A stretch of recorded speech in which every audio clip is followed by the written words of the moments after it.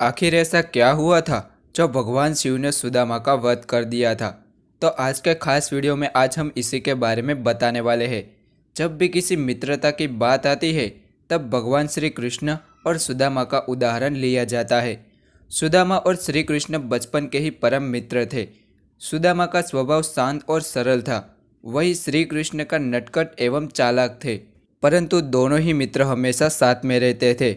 तो फिर ऐसा क्या हुआ जब भगवान शिव ने सुदामा का वध कर दिया। स्वर्गलोक के विशेष भाग में सुदामा और विराजा रहते थे। विराजा कृष्ण के रूप में मोहित हो गई थी, परंतु सुदामा विराजा से प्रेम करने लगे। एक बार विराजा और कृष्ण साथ थे, तभी वहाँ पर अचानक से राधा प्रकट हो जाती है। राधा ने श्री कृष्ण को भूलोक पर से पृथ्वी पर रहने का श्राप दे दिया। किसी कारण से सुदामा को भी श्राप दे दिया था। श्राप के कारण सुदामा को पृथ्वी पर आना पड़ा। उसके बाद थोड़ा समय बीतने के बाद सुदामा को भी मृत्यु प्राप्त हो जाती है। दूसरे जन्म में सुदामा एक राक्षस परिवार में शंखचूर्ण के रूप में जन्म लिया था। दूसरी ओर विराजा धर्मराज के यहाँ तुलसी के रूप में जन्म लेती है। वहाँ शंखचूर्ण का विवाह माता तुलसी से हो जाता है। विवाह होने के बाद दोनों अपने राज्य में वापस चले जाते हैं। ऐसा भी माना जाता है कि शंखचूर्ण को भगवान ब्रह्मा जी द्वारा वरदान दिया गया था और उसकी रक्षा के लिए एक सुरक्षा कवच का निर्माण भी किया था। और इसी के साथ ये भी कहा गया कि जब तक तुलसी तुम्हारे पर विश्वास रखेगी तुम्हें युद्ध में कोई नहीं हरा पाएगा। इस प्रकार से शंखचूर्ण की शक्तियाँ बढ़ गई और सारे युद्ध जीतने लगा। सभी राज्य पर विजय प्राप्त हो जाने के बाद वे जग का स्वामी बन गया।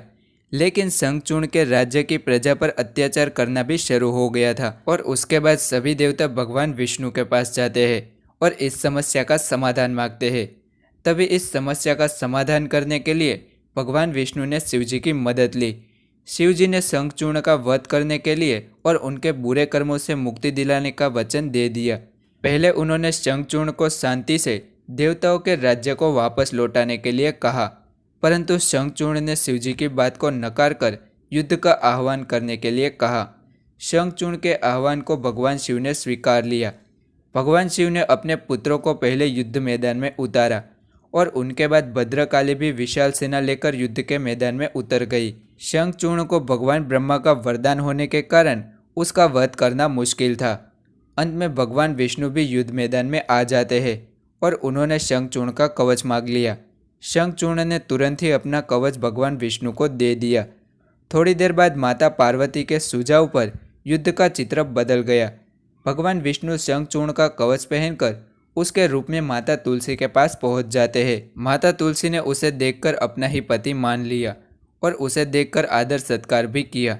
इसी कारण से उसका पतिव्रत भी खंडित हो गया था। शंखचूर्ण की शक्ति पत्नी तुलसी का विश्वास और प्रतिव्रत पर ही अखंड था, लेकिन इस घटना के बाद सभी शक्ति का नाश हो गया।